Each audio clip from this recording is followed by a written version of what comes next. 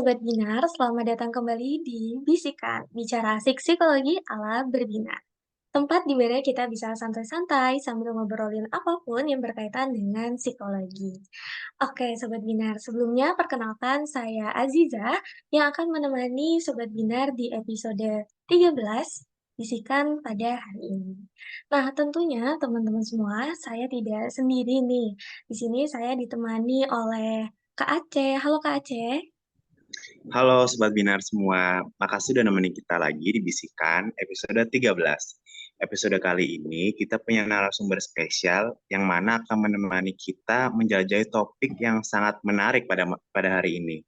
Selamat datang untuk Mas Dani. Halo, halo, selamat malam. Salam. Selamat malam.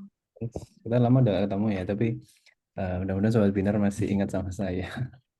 Karena saya jarang muncul di Spotify-nya Berbinar Insight for Indonesia. So, apa yang akan kita bahas hari ini, Kak Aziza dan Kak Aceh?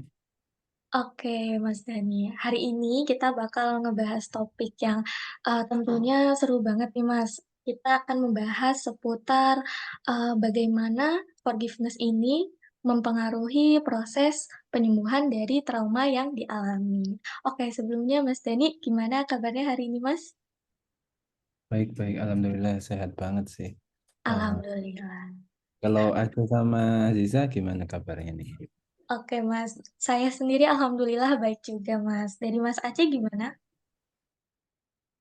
Kalau dari saya juga sehat, Mas. Jadi harusnya sehat dibarengin sama kebahagiaan ya, karena hari ini kita akan bahas sesuatu yang juga ada hubungannya sama kebahagiaan juga. Cuma gimana dan apa seperti apa nanti akan dijelaskan lebih lanjut ya kayaknya sama Kak Aceh dan Kak Aziza. Silakan Kak Aziza dan Kak Aceh. Oke, terima kasih Mas Dani. Tentunya tadi kita udah spill-spill untuk narasumber kita pada hari ini ada Mas Dani. Kemudian tidak afdol kalau kita juga nggak nge-spill-nge-spill tema yang mungkin tadi udah sempat ke-notice ya teman-teman.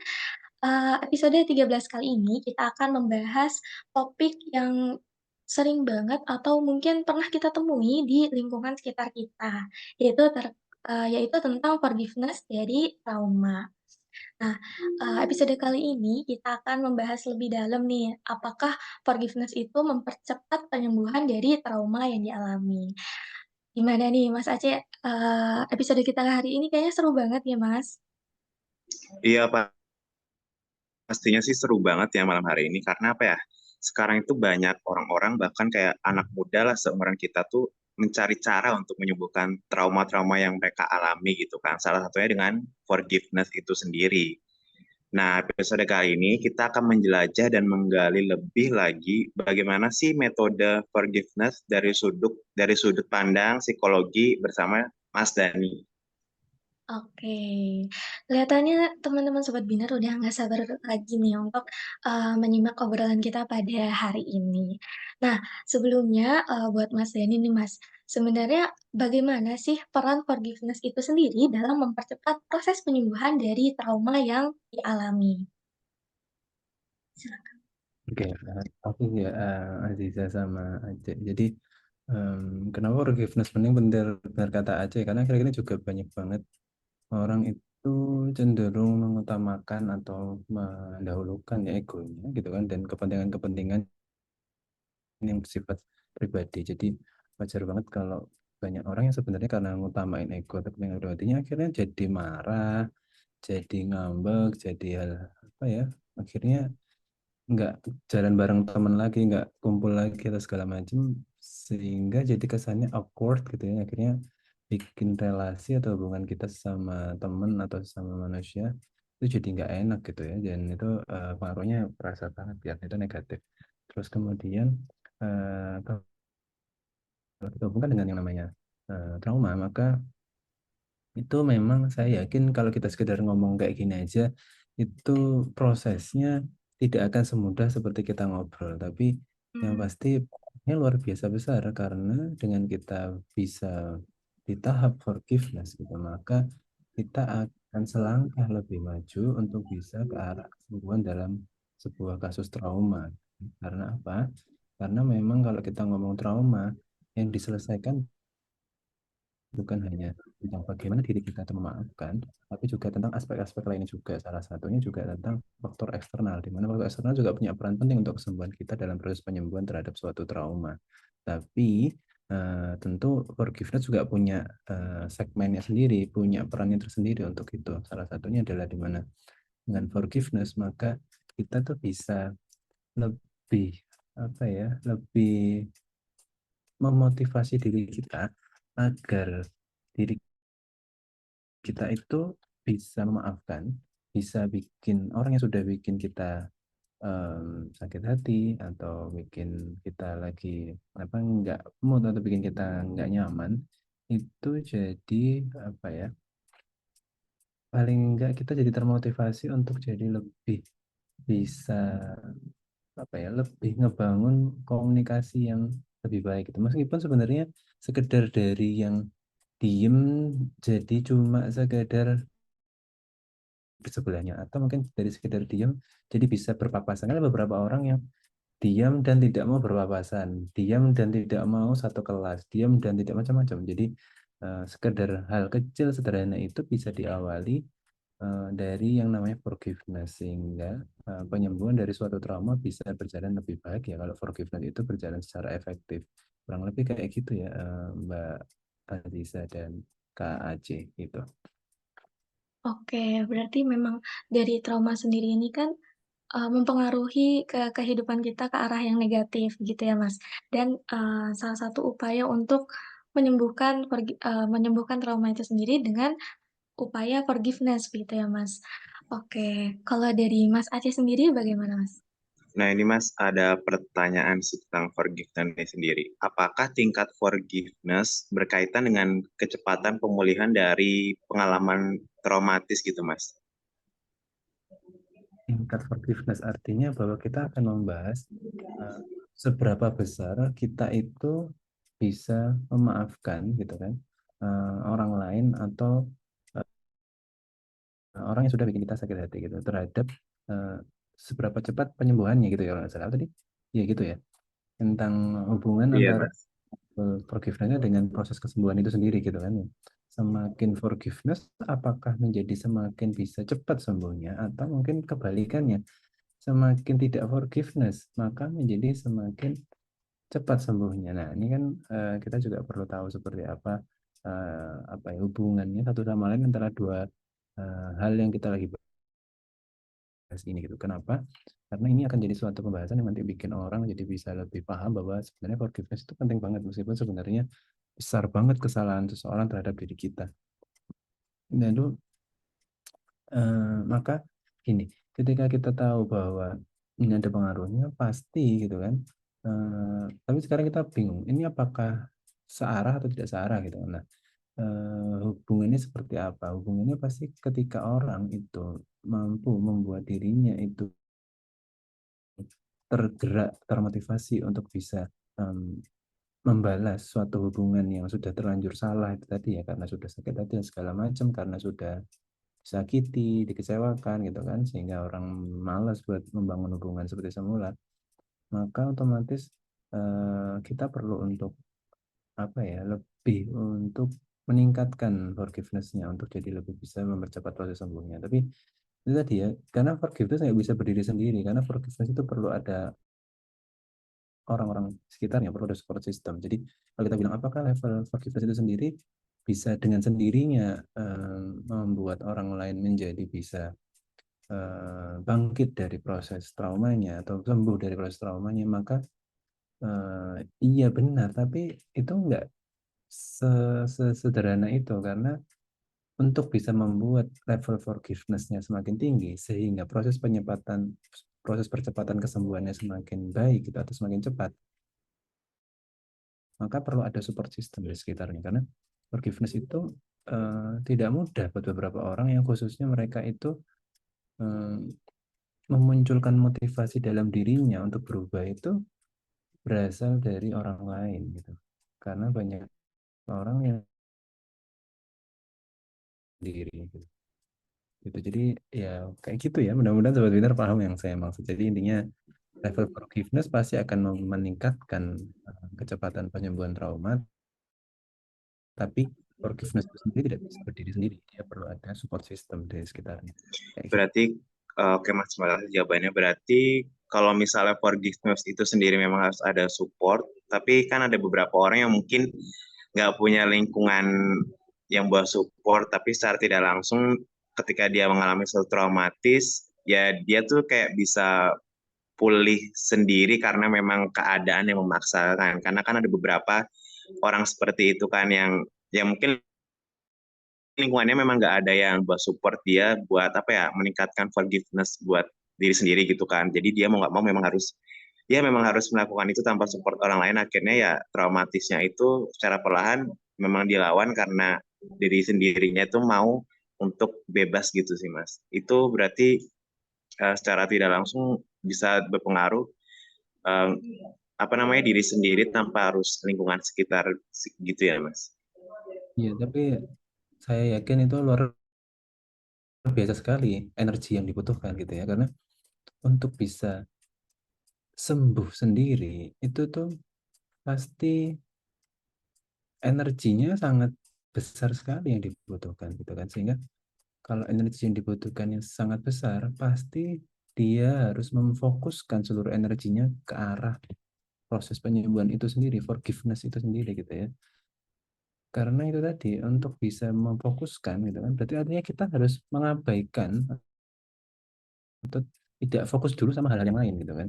Karena apa? Karena untuk bisa fokus ke forgiveness harus full power, harus full of energy. Jadi kalau yang lainnya kita abaikan, maka otomatis akan terasa seperti kurang apa ya, kurang kurang sehari-hari lah. Kayak misalnya gini, kita misalnya contohnya kayak gini nih. Misalnya kalau kita lagi eh, ngobrol atau misalnya kemudian kita biasanya ngejak kita kalau gini deh, gampang aja, kita lagi kuliah gitu kan. Kemudian kalau kita lagi kuliah terus ternyata kita kesal sama teman kita gitu kan. Tapi mau nggak mau kita harus satu kelas nih. Padahal kita sudah berusaha buat KRS-nya nggak bareng sama dia. Kita sudah berusaha buat apa? Misalkan KRS-nya kita biasanya kita awal terus kemudian kita buat kita jadi yang paling terakhir supaya kita nggak ketemu bareng sama dia. Ternyata kok sistemnya lagi berubah gitu. Ternyata yang awal sama yang terakhir ketemu bareng. Mungkin karena randomize atau apa kita nggak tahu sistem KRS seperti apa. Itu hal-hal yang tidak terduga sehingga akhirnya kita ketemu. Nah, padahal di saat itu juga kita lagi ingin fokus energi kita, semangat kita, motivasi kita buat belajar. Tapi bayangkan kalau kita memfokuskan diri kita untuk memberanikan diri sekedar datang ke kampus, ketemu dalam kelas yang sama, lalu udah capek duluan. Sehingga ketika mau kuliah, maka jadi nggak mood gitu kan. Nah, ini kan perlu luar biasa banget caranya untuk bisa sefokus itu energinya untuk bisa forgiveness, gitu. Untuk bisa apa forgiveness at the peak itunya apa kemampuan yang paling bagus gitu kan ya. Ya itu saya pikir saya sebenarnya mau bilang kalau itu sesuatu yang Superman banget gitu ya kalau misalnya dia bisa kayak gitu. Tapi ya enggak apa-apa karena kebanyakan orang sebenarnya bukan benar-benar forgiveness. Tapi mungkin bisa jadi dia ada aspek yang dia sembunyikan. Sehingga kita lihat seperti seakan-akan forgiveness. Atau mungkin kita sendiri ngerasa kita forgiveness. Kita ngerasa diri kita tuh memaafkan. Nah, tapi kita sendiri itu denial kepada diri kita gitu. Ya nggak apa-apa kok, nggak apa-apa gitu. Tapi sebenarnya kita masih belum memaafkan karena kita butuh buat tadi tingkatannya aja itu melawan ya tadi ya. Tapi secara tidak langsung itu sebenarnya bukan makna dari forgiveness. Jadi kalau sudah forgive something gitu kan, kita sudah memaafkan, maka nggak akan ada after effect-nya. Maka tadi saya bilang forgive itu benar-benar sudah ya kalau bahasa religiusnya ikhlas sudah gitu kan. Tapi kalau banyak orang ya memaafkan tapi cuma mulut aja gitu. Tapi itu tadi akhirnya saya bilang akhirnya itu kenapa sih muncul orang yang seperti itu karena bisa jadi orang itu ya pengen tetap kuliah tapi juga pengen tetap bisa tahan biar nggak kalau ketemu orang yang nggak nyaman itu tetap bisa eh, apa ya steady gitu. Nah, artinya kan dia berusaha memfokuskan energinya ke dua hal gitu kan ya. Kayak gitu. Oke, Kurang lebih kayak gitu. oke Mas, terima kasih Mas. Dari Aziza, pertanyaan selanjutnya mungkin. Oke Mas, mungkin tadi udah sempat di-notice juga sama Kak Aceh ya Mas. Saya pribadi juga, sering menemukan di lingkungan saya ataupun teman-teman saya gitu Mas, mengalami trauma dan, sulit untuk bangkit kembali gitu Mas. Jadi kesulitan untuk memberikan forgiveness-nya, setelah mengalami trauma. Nah, seperti tadi yang dijelaskan Mas Dani bahwa forgiveness itu sendiri juga memerlukan support system begitu ya Mas, agar terjadinya forgiveness yang baik dan membuat si individu ini bangkit dari traumanya. Nah, selain support system itu sendiri, kira-kira apa sih, Mas, yang membuat, sebagian orang tuh kesulitan dalam memberikan forgiveness setelah mengalami sebuah trauma begitu, Mas? Oke, selain apa tadi? Sorry, maaf, bisa diulang. Selain apa? Oke, selain, support system yang tadi, butuhnya support system, kira-kira faktor apa lagi sih, Mas, Jadi, yang membuat orang lain tuh kesulitan untuk memberikan forgiveness-nya setelah mengalami trauma? salah satunya ini ya, keterbiasaan diri kita untuk bisa mengapresiasi diri kita gitu kan. Mmm, Kadang kayak kita itu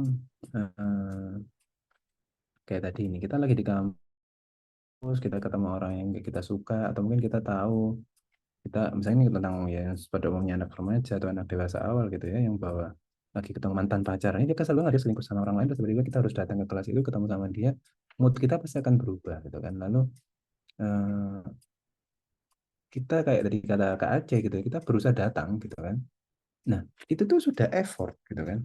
Meskipun belum sampai di level forgive gitu kan. Atau mungkin forgive-nya baru niat gitu ya, masih baru beranjak menuju ke forgive, Mas. Untuk bisa memaafkan seutuhnya, baru memaafkan dikit aja gitu kan. Ada 10 kesalahan itu baru maafin satu gitu kan. Nah, itu sudah luar biasa gitu kan. Nah, tapi kadang kita itu kayak masih gerundel gitu. Aduh, ngapain sih aku tadi datang kok bisa kayak gini ya, kok kayak gitu segala macam.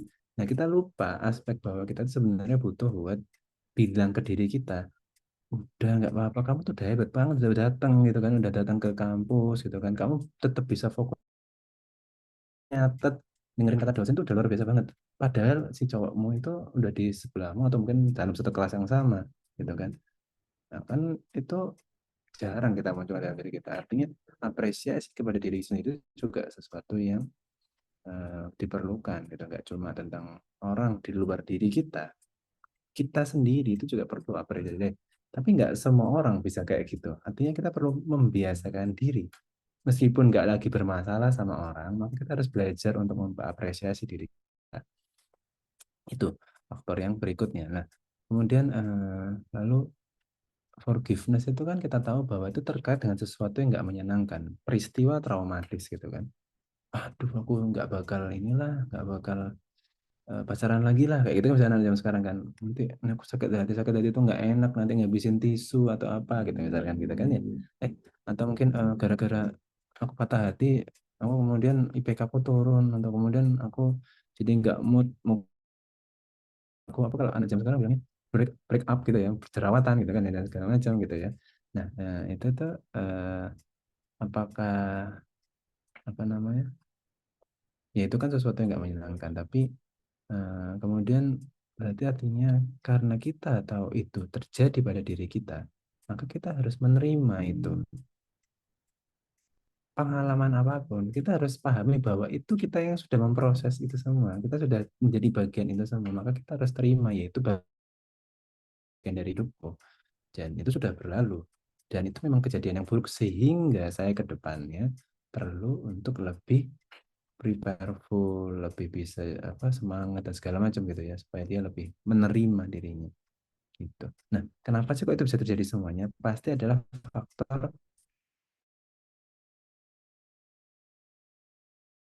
kita belum cukup tahu, kita itu belum cukup apresiasi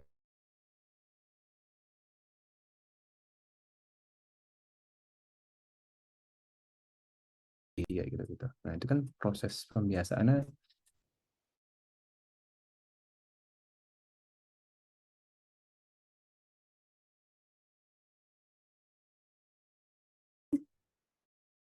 cukup kalau kita sekedar ngobrolin ini di dalam bisikan Spotify di episode ke-13 kali ini, ya nggak sih Kak Aceh dan Kak Aziza. Tapi nggak apa-apa, ini menarik banget dan lagi musimnya. Apalagi sekarang kemarin habis ada kontestasi politik yang kita juga perlu forgiveness-nya kayak sih, kayak gitu. Kayak gitu. So everyone, siapapun di level level sosial manapun gitu ya. Jadi kita perlu belajar untuk forgiving, kita perlu untuk forgiveness kayak gitu ya. Gitu Kak Aceh. Banyak sih yang lain. Nanti mungkin kita akan bahas lebih lanjut. Tapi nggak apa. Mungkin ada pertanyaan-pertanyaan yang lain yang bikin Kak Aceh sama Kak Aziza buat penasaran. Kita bahas itu dulu. Nanti kalau kita masih sempat, kita bisa bahas balik lagi di sini lagi. Gitu nggak sih Kak Aceh sama Kak Aziza? Oke Mas, berarti, ternyata banyak juga ya Mas, aspek-aspek yang perlu diperhatikan yang akan mempengaruhi proses forgiveness itu sendiri. Seperti tadi udah ada kesebut beberapa faktor berarti Mas, adanya support system, kemudian apresiasi diri, dan juga, bagaimana kita melakukan penerimaan diri, begitu ya Mas. Oke, selanjutnya mungkin dari Mas Aceh. Nah, dari yang tadi bisa disebutkan Mas Dani atau Ziza, itu apakah terapi atau bantuan psikologi itu dapat mempercepat proses forgiveness atau penyembuhan dari trauma itu sendiri, Mas? Nah, sorry, bisa diulangi? Selain tadi yang Mas Dani sudah sebutkan untuk apa bisa melakukan forgiveness itu, apakah terapi atau bantuan psikologi dapat mempercepat seseorang untuk mengalami proses forgiveness itu sendiri dari pasca traumatisnya itu, Mas? Ya pasti ya. Itu salah satu cara karena kita tahu sebenarnya kalau kita mau berangkat ke arah diri kita yang lebih positif atau kita mau memperbaiki perilaku atau kondisi kita ke arah yang lebih positif, kita harus coba segala macam cara. Salah satunya adalah dengan berdiskusi, berkonsultasi dengan psikolog atau psikiater gitu kan. Nah, lalu seperti apa gitu kan, atau mungkin kalau kalian penasaran sobat pintar semuanya, sebenarnya terapi seperti apa sih bisa mempercepat forgiveness gitu kan.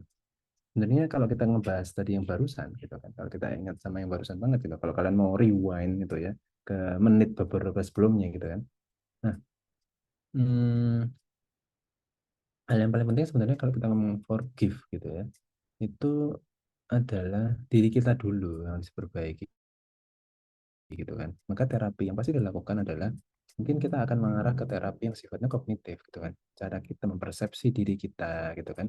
Cara kita itu memahami bahwa setiap usaha kita itu perlu diapresiasi. Cara kita itu untuk bisa memahami bahwa setiap hal yang kita lakukan pasti ada resikonya. Sehingga kalau kita tahu ada resikonya, maka pasti kita tahu bakal ada sesuatu yang bikin kita sakit hati, patah hati, nggak nyaman, segala macam. Karena positif dan negatif itu selalu berdampingan gitu ya. Nah, benerin itu dulu terapi kognitif itu tadi. Nah, gimana caranya? Coba langsung ketemu sama psikolognya biar kita tahu gitu kan ya. Kira-kira kayak gimana cara terapinya itu. Karena itu penting. Memperbaiki mindset, cara berpikir, perspektif itu akan membuat kita jadi lebih bisa mempercepat proses penyembuhan itu sendiri terhadap sebuah rasa traumatik gitu ya. Ya. Lalu selain tentang bagaimana cara kita menterapi diri kita lewat psikolog gitu kan, maksudnya psikolog juga akan mencoba gitu ya. Ketika saya sebagai psikolog melihat apakah permasalahan ini itu bisa diselesaikan dengan menangani satu pihak aja, maka kita akan mengundang satu pihak aja. Tapi ketika kita tahu ini ada dua belah pihak yang terlibat dan nggak bisa, kalau orang dengan tipikal seperti ini bakal kita eh, tangani sendirian, maka kita akan undang kedua belah pihak. Kayak gitu. Tapi dengan tentunya seizin dari pihak pertama yang sebagai klien utama kita gitu ya. Karena kadang itu perlu ada komunikasi, perlu ada yang ditengahi, perlu ada sesuatu yang mungkin ditunjukkan, yang sebenarnya selama ini tuh nggak mampu untuk diceritakan, tapi mungkin dengan ditengahi oleh psikolog, maka akan jadi lebih tersampaikan dengan kata-kata yang lebih on point gitu kan ya. Jadi jadi permasalahan cuma masalah komunikasi, salah paham dan segala macam itu seperti itu. Tapi kadang itu buat beberapa orang dengan karakteristik tertentu maka akan memicu segitunya gitu ya, memicu sebesar itu yang akhirnya menjadi sebuah rasa trauma gitu kan, yang itu yang akan bahaya buat versi jangka panjang. Tapi salah satunya seperti itu, kita bisa terapi. Saya gitu sebagai psikolog akan coba kognitifnya kita terapi gitu ya. Nah, kira-kira bagaimana itu? Apakah dengan terapi kognitif itu akan juga membawa dia ke arah perilaku yang baik? Nanti jatuhnya adalah tidak cuma terapi kognitif, tapi kognitif behavior terapi gitu ya. Di kognitif dan perilakunya yang dibenahi gitu. Kemudian kita coba ternyata apa namanya, ada perkembangan yang lebih signifikan nih. Nah, kemudian kita arahkan, oh coba kita ajak dia untuk bisa berani mengungkapkan pendapat di depan orang mungkin, atau mungkin dia ketemu orang yang kurang lebih mirip itu sama dia, maka dia berani buat menyapa setidaknya seperti itu, atau belajar bagaimana menyapa orang lain. Itu kita akan ngecek caranya dia sebenarnya. Kemudian baru ada hal-hal yang lain yang bisa kita lakukan, seperti salah satunya kita temukan gitu kan. Pihak yang ini apa, yang ini seperti apa kayak gitu. Mungkin kita temuin satu-satu dulu. Kita ketemu sama klien dulu yang satu ini, oh maksudnya gini. Terus kita ketemu di fase yang terpisah, kita ketemu satu lagi, oh maksudnya gini. Oke. Kemudian sekarang mau nggak kamu ketemu sama ini? Tenang, nanti ada aku kayak gitu yang akan menengahi prosesnya. Nah, kita temuin. Kalau yang bersangkutan nggak setuju, maka kita nggak akan jalankan. Salah satu kode etik psikologi kan itu ya. Kita memastikan kenyamanan orang lain. Gitu. Jangan sampai kita cari masalah gitu ya. Traumanya makin menjadi-jadi kalau ketemu sama orang yang dia tidak suka gitu ya. Kayak gitu, Kak Aci dan Kak Aziza.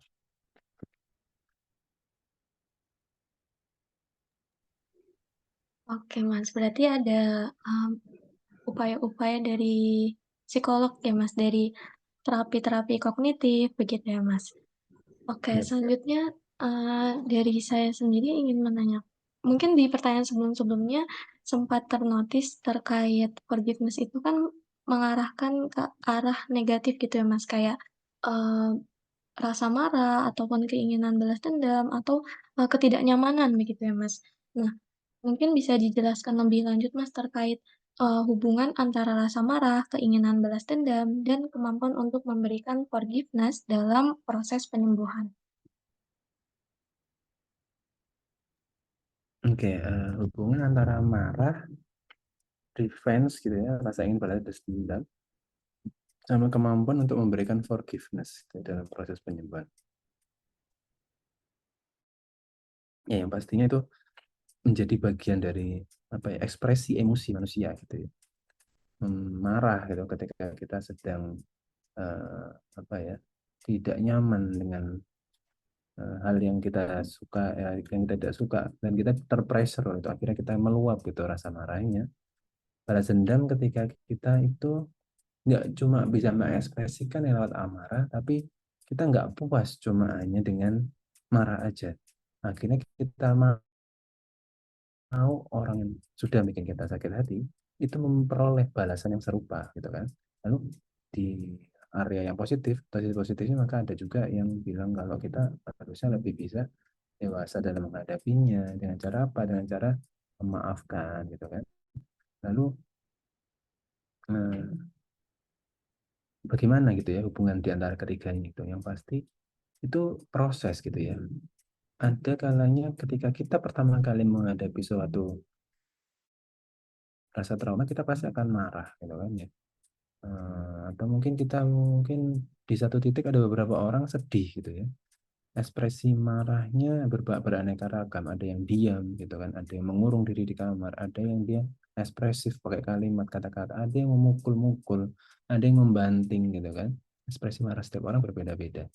Lalu di fase yang lebih berat gitu ya, ketika rasa ini belum cukup terlampiaskan, tersalurkan, maka akan beralih ke aspek yang balas dendam. Balas dendam itu bisa ke orang yang memberikan apa, sakit hati, bisa juga kepada orang lain. Misalkan ada orang yang eh, dikecewakan oleh orang, misalkan oh dapat cowok yang itu cowoknya ternyata eh, itu apa namanya, playboy gitu misalkan ya, nyakitin perasaanku gitu. Nah, besok-besok kita ketemu cowok gitu kan, akhirnya kita pukul rata. Oh, aku misalkan balas deh, aku akan coba jadi playgirl kayak gitu. Nah, sehingga terbalas gitu kan, harapannya seperti itu. Lalu eh, ternyata beberapa orang merasa itu tuh sangat menyerap energi kita gitu kan, akhirnya Ketika kita tahu kita marah, kita akhirnya membalas dendam, kita mengekspresikan semuanya, kita tahu itu akan nggak cuma berdampak kepada habisnya energi psikologis kita, tapi juga merusak lingkungan sekitar kita. Salah satunya adalah merusak hubungan kita dengan sesama manusia, membuat kita jadi tidak bisa berinteraksi sosial dengan baik, membuat image orang lain terhadap kita menjadi negatif gitu kan. Dan itu tentu perlu yang namanya forgiveness, dan forgiveness saya yakin tidak semudah seperti kita itu marah dan membalas dendam, karena forgiveness effortnya lebih besar lagi gitu, karena ada hal-hal yang masih bersifat residual di dalam otak dan hati kita yang itu belum terselesaikan gitu kan. Dan ada juga beberapa orang gitu ya, kalau kita mau hubungannya, ada orang itu beberapa yang marah kalau ada disakitin.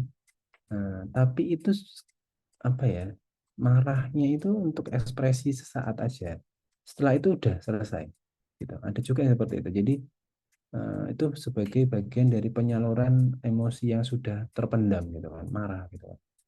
Dan mungkin itu buat beberapa orang bagus gitu ya, karena dia bisa mengungkapkan semuanya meskipun dengan volume suara yang keras gitu kan. Kalau kita ngomong tentang komunikasi suara ya, tapi kalau udah marahnya dalam bentuk merusak barang atau menyakiti orang lain, nah ini sudah mulai tidak bisa dibenarkan gitu kan ya.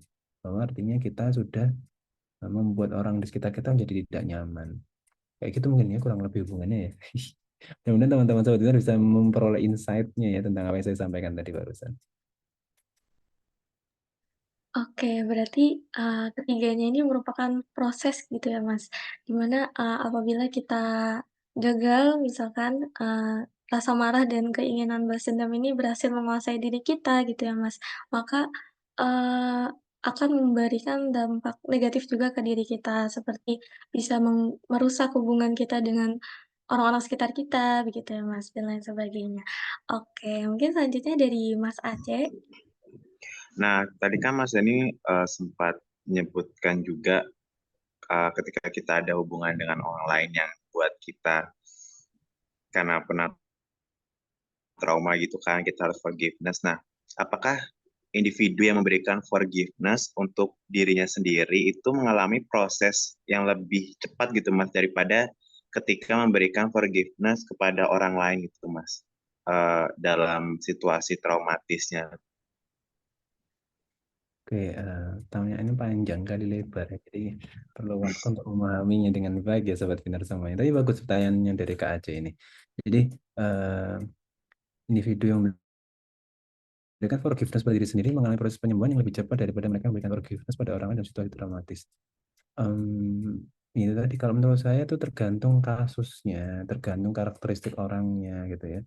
Karena eh, kadang itu justru kita itu langsung memaafkan orang lain itu lebih cepat sembuh daripada kita memaafkan diri sendiri. Nah, nggak bisa disatuin juga kadang-kadang gitu ya, karena ada kalanya memang kita paham kesalahan itu memang kesalahan kita gitu, sehingga kita nggak bisa memaafkan diri kita, sehingga nggak bisa kita bilang kalau kita harus memaafkan orang lain, karena memang kita tahu gitu kan, buat kita yang ngalamin situasi yang nggak menyenangkan itu tuh, kita tahu kalau memang kita punya sumbangsi terhadap proses itu terjadi, kecuali memang forgiveness-nya atau sorry permasalahannya itu melibatkan beberapa pihak gitu kan, termasuk diri sendiri, sehingga kita bisa apa ya, beberapa step gitu ya untuk bisa mengatakan memaafkan itu tadi.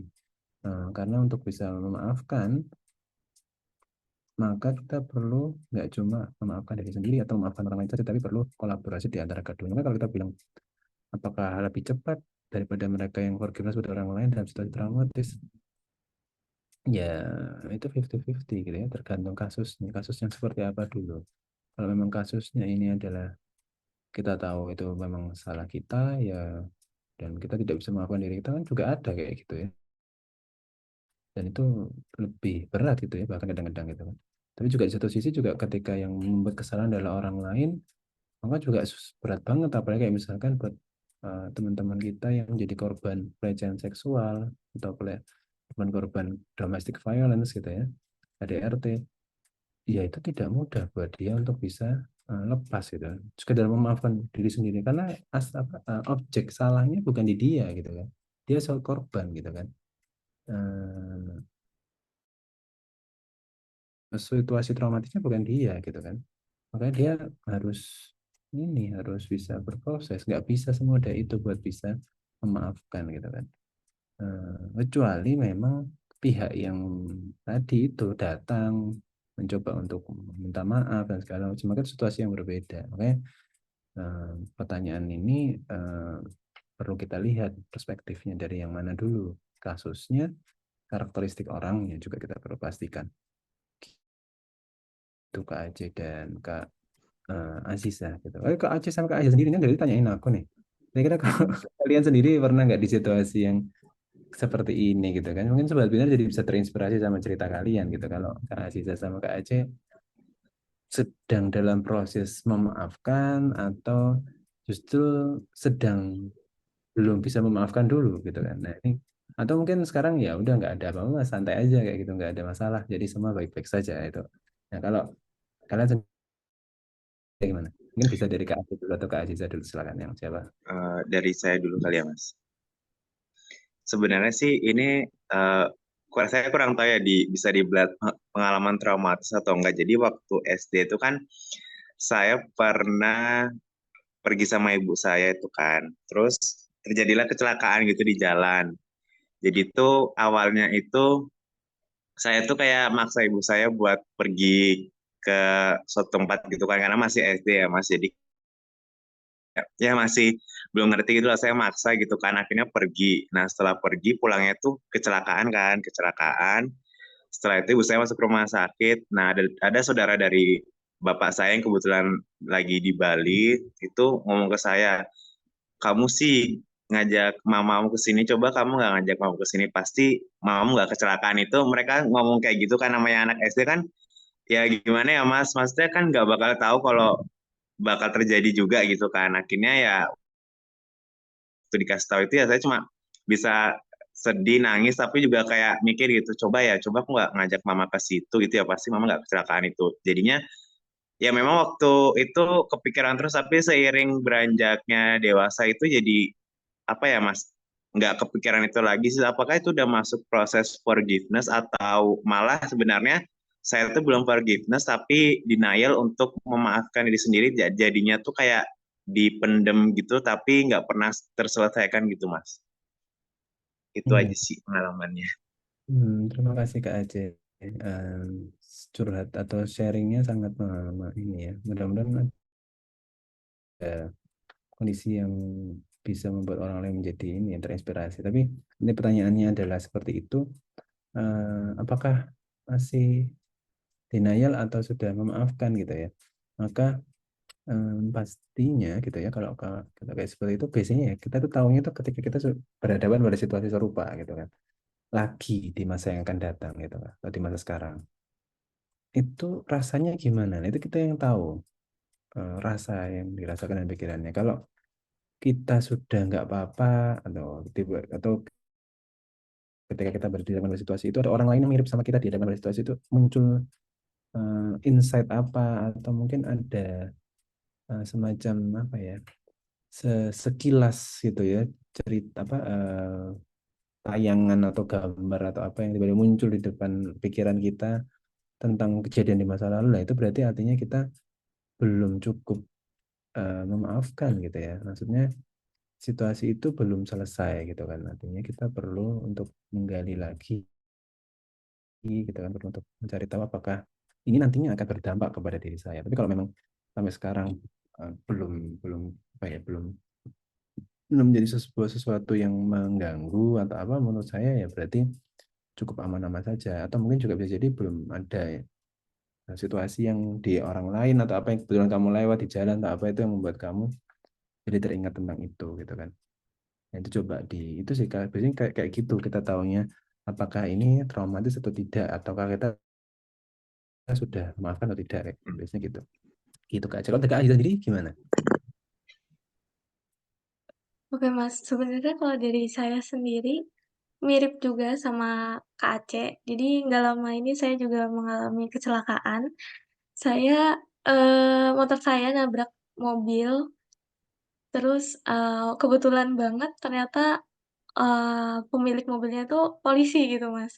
Saya langsung kayak gimana ya, double-double lah gitu. Saya syok saat itu, terus, saat gimana ya, waktu itu langsung dimintain, STNK, SIM, KTP, dan lain sebagainya. Terus kayak, di situ saya udah kayak pasrah aja gitu, Mas. Tapi, eee, pas diminta untuk nelpon orang tua, saya menolak di situ, karena di situ kan saya sendirian ya, Mas. Saya menolak karena takut takut malah, jadi mewek gitu di depan, Masnya gitu kan. Saya lebih memilih pulang dulu, terus, menenangkan diri saya, baru nyari saat itu, bapaknya minta STNK, cuman kebetulan STNK saya nggak ada gitu kan, lupa naruhnya di mana. Terus setelah saya, di kos nyari STNK ternyata nggak ketemu, terus nelpon orang tua, itu ternyata saya beneran baru merasakan kalau saya tuh ternyata se-syok itu loh, Mas, kayak sampai badan saya bergetar, terus kayak, nangis nggak ada berhentinya gitu. Sampai, besokannya sebenarnya ada acara dari kampus, dan sebenarnya saya balik ke kampus itu, ke kos karena acara tersebut, tapi karena ada kecelakaan tersebut, jadinya nggak jadi ikut acara kampus itu. Dan, saya sebenarnya beberapa kali mengalami perasaan yang nggak enak ini dan saya paksa buat tidur gitu, Mas. Dan biasanya pagi-paginya tuh udah enakan, tapi ternyata untuk yang kasus kali ini tuh beda, Mas. Pagi-paginya saat saya bangun, entah kenapa saya inget lagi kejadian itu dan terus berulang-ulang gitu, Mas, kayak aset rusak yang, bikin saya bergetar gitu loh, Mas, kayak takut gitu. Nah, sampai, jika dikaitkan dengan materi kita hari ini ya, Mas, terkait support system gitu, saya, eee, merasa yakin bahwa itu beneran bisa membantu saya karena saat saya kemarin lagi terpuruk-puruknya, saat saya lagi, syok banget, teman-teman saya tuh selalu standby, nyamperin ke kos saya, terus kayak, ngasih, ngasih bantuan, ke saya, meluk saya, terus kayak nasehatin saya, nyariin makan dan lain sebagainya, Mas. Saya merasa bahwa di situ saya, nggak sendiri gitu, Mas. Nah, lambat laun ternyata saya merasa udah enakan, sekarang juga udah bisa menjalani kehidupan kampus seperti biasa. Cuman saat saya melewati jalan yang sama, entah kenapa saya, refleks tutup mata dan nggak mau ngelihat rumah, jalanan kejadian itu, terus saya berusaha nggak tahu apa-apa gitu loh, Mas. Tangan saya refleks bergetar, terus kayak ya gitu lain sebagainya, Mas. Jadi saya jadi sama pertanyaan seperti Mas tadi. Jadi sebenarnya saya ini, eee, denial-kah atau memang sudah berusaha untuk memaafkan diri sendiri gitu, Mas? Mhm mhm, iya, kalau denial sih enggak ya, cuma memang kan pasti ada respon defense mechanism ya, yang kalau kamu ada di lokasi atau area yang mengandung cerita tertentu yang itu terkait sama situasi buruk di masa lalu, akan memunculkan respon-respon tertentu, salah satunya menutup mata tadi. Jadi sangat wajar banget gitu kalau kayak gitu. Tapi itu tadi, kalau dikatakan apakah sudah memaafkan atau belum, eh, sebenarnya itu bagian dari proses gitu. Jadi sudah memaafkan sekian persen, tapi mungkin kamu bertahap untuk ke arah kesembuhannya itu perlu waktu gitu ya, karena nggak bisa yang cepat itu juga. Dan salah satunya kayak misalkan kamu belajar untuk membuat apa ya, reasoning sendiri dalam berpikir gitu ya. Misalkan ketika kamu lewat ke sana memberanikan diri dan segala macam, itu kan bagian dari menguatkan diri kamu untuk bisa eh, apa ya, lebih kuat lagi untuk dihadapkan pada lewat jalan-jalan yang mungkin kamu harus lewati, tapi mau nggak mau itu ada hubungannya sama peristiwamu di masa lalu. Maka dari itu memang perlu sering-sering gitu kan ya, untuk memikirkan dalam rangka bukan untuk membuat jadi sedih lagi, bukan kayak misalkan apa ya, aku harus mikir gimana segala macam yang bikin kamu jadi lebih kuat ke depannya, karena nggak nggak bisa diskenariokan ketika kamu harus lewat sana, mau nggak mau lewat sana itu, maka ya harus kuat, harus lihat atau apa kayak gitu. Mungkin awal-awal tidak bisa, harus menutup mata, Nah, mungkin ke depannya pelan-pelan mungkin bisa dicoba gitu ya untuk membuka mata atau apa. Nah, itu semua adalah proses. Jadi kalau dikatakan sekarang apakah memaafkan, ya dalam tahap proses memaafkan gitu kan. Jadi bukan berarti terus tidak bisa sama sekali atau belum memaafkan atau enggak, tapi itu tadi kamu sudah berusaha. Ya, tadi saya bilang perlu ada apresiasi buat diri kamu yang sudah berani melakukan hal-hal yang luar biasa tadi gitu, Kak Aziza dan Kak Aceh. Ya, rasa menarik banget ya topik pada hari ini sampai kita lupa waktu gitu ya. Nah, bisa saya kembalikan ke Kak Aceh sama Kak Aziza. Oke, terima kasih Mas Dani. Aduh, jadi di akhir kita jadi sesi-sesi curhat-curhat dikit ya Mas Curcol. Oke, sebelumnya mungkin saya ucapkan terima kasih banyak buat Mas Dani karena sudah bersedia untuk menjadi narasumber di Bisikan episode 13 pada hari ini. Oke, dan tadi adalah akhir dari sesi kita hari ini. Nggak kerasa banget ya, kita udah lama banget ngobrolnya ya, Mas Aceh ya. Terus juga banyak sekali insight yang Sobat Binar terima, khususnya, dari kami juga mendapatkan banyak sekali insight. Nah, sebelum kita akhiri bisikan episode ke-13 ini, mungkin dari Mas Dani bisa memberikan closing statement untuk Sobat Binar semuanya. Oke, dari saya buat kalian semua sobat binar yang dalam proses untuk memaafkan atau terkait atau terikat dengan situasi forgiveness ini dan tentunya memiliki situasi yang sulit dimaafkan, intinya kalian itu perlu untuk ini ya, sering-sering untuk melihat usaha kalian sendiri karena bisa jadi kalian sebenarnya sudah berusaha tapi kalian sendiri itu tidak menghargai usaha yang sudah kalian lakukan. Dan tentunya buat kalian yang merupakan teman-teman dari orang-orang yang sedang berproses untuk menjadi bisa memaafkan gitu kan, maka berusahalah untuk peka, jadilah support system yang baik sehingga mereka yang sedang proses memaafkan atau sedang belajar atau bahkan masih sulit untuk bisa memaafkan, maka kita bisa bantu untuk bisa bangkit, bisa memaafkan, dan dia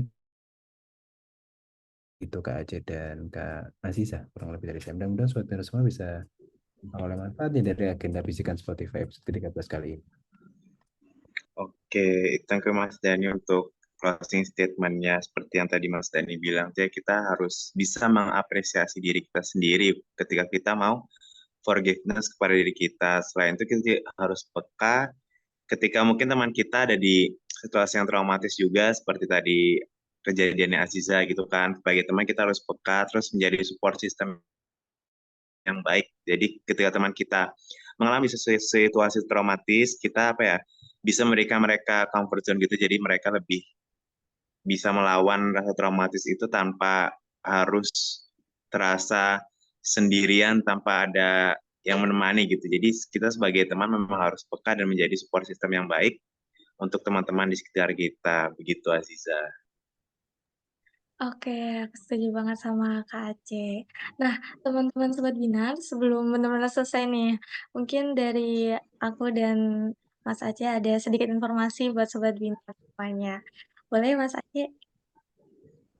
Oke, punya Sobat Binar tahu nggak sih sebenarnya tuh Berbinar punya banyak banget layanan yang bisa banget Sobat Binar cobain ya. Buat Sobat Binar yang ingin berkonsultasi dan menceritakan keluh kesah, Berbinar menyediakan layanan konseling nih bersama psikolog maupun bersama konselor sebaya. Berbinar juga menyediakan layanan psikotes loh, bagi kamu yang ingin mengenali diri lebih dalam dan mengetahui kemampuan diri kamu yang miliki. Berbinar produk baru ini juga dirilis oleh Berbinar yaitu Berbinar Plus, di mana Berbinar Plus adalah layanan one package yang terdiri dari kelas daring berbasis video pembelajaran, konseling materi secara langsung, dan psikotes yang disediakan oleh Berbinar. Nah, bagi Sobat Binar yang berminat dengan produk dari Berbinar, bisa mendaftar di link yang ada di pin postingan Instagram Berbinar atau bisa langsung DM ke Instagramnya Berbinar ya. Oke, menarik banget ya dari kita, Sobat Binar, kita menawarkan banyak produk banget yang bisa teman-teman kepoin di Instagram Berbinar. Nah, kemudian saya ucapkan sekali lagi terima kasih kepada Mas Dani karena sudah bersedia menjadi narasumber di Bisikan episode 13 hari ini. Dan kemudian untuk teman-teman Sobat Binar, kami berharap hasil, materi yang disampaikan pada Bisikan episode 13 hari ini bisa menjadi, manfaat untuk teman-teman semua. Oke, itu dia Sobat Binar. Jangan lupa juga Sobat Binar mendengarkan bisikan di episode-episode lainnya ya, dan share episode ini kepada Sobat Binar lainnya yang mungkin membutuhkan motivasi dan membutuhkan semangat gitu ketika menghadapi suatu masalah atau pasca traumatisnya. Kita akan kembali lagi tentunya di episode selanjutnya dengan topik yang nggak kalah seru lainnya. Oke, mungkin Bisikan episode 13 hari ini dicukupkan. Sampai ketemu lagi Sobat Binar. Terima kasih, sobat dengar semuanya. Terima Dah. kasih Mas Dani.